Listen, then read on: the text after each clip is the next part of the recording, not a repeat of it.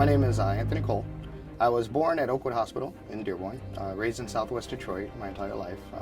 I remember the first time that I heard about Jinn, I was actually in college, and I found out that essentially the Jinn is the basis of what Western media has created as a genie. From the religious aspect, you read into it and you're like, okay, God made man, God made Jinn. And then you find out they're made from smokeless fire, and just all that stuff really started to interest me just from a story aspect. It was just interesting because I could tie it back to something that happened to me when I was a kid, and that I have no explanation for even to this day.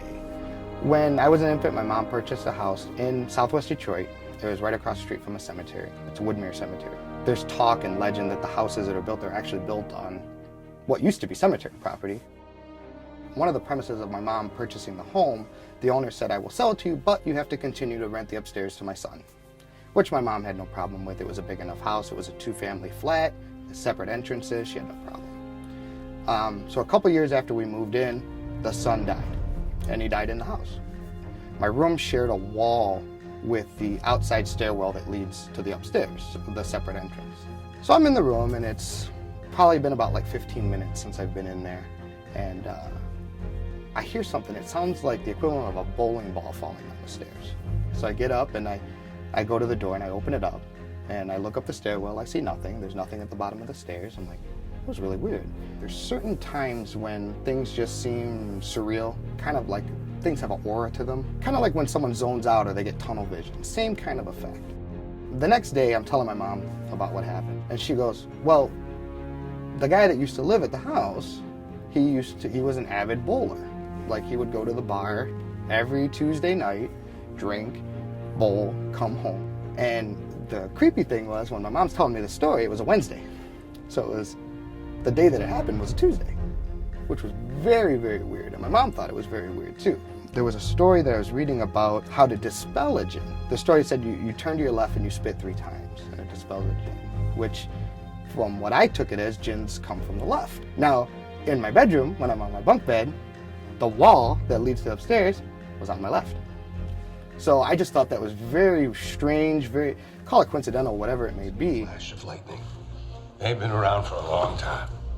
The Jinn were here first. And some of them want the world back. They're jealous of our imaginations. I really don't know for sure if Jinns exist. If they did exist, I do think that they're involved in mischievous deeds. The typical angel and devil on your shoulder, they're the one that's behind you just poking you in the head while they're talking. I don't think they're necessarily 100% evil if you were going to take the true religious aspect of it. You have angels that are supposed to be holy and pure, and then you have demons that are supposed to be pure evil. I think they lie somewhere in between.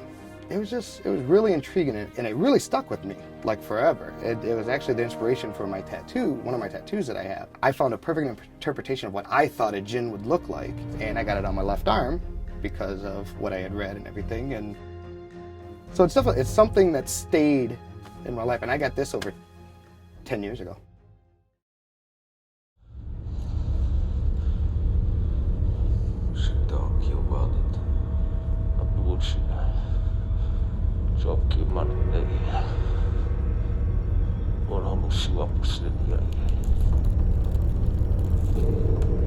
In regards to when I first heard about the movie, one of the pharmacies that I was working at is actually in Hamtramck, and there was a little bit of a buzz about it a few years ago.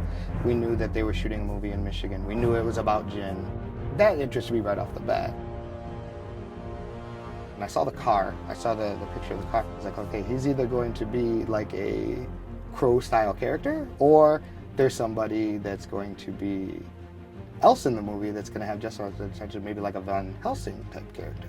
Being that it's shot in Michigan was great too, so that it definitely drew me into it. And the car looked really nice too when I saw it. So whoever designed that, props to you. So. Come on!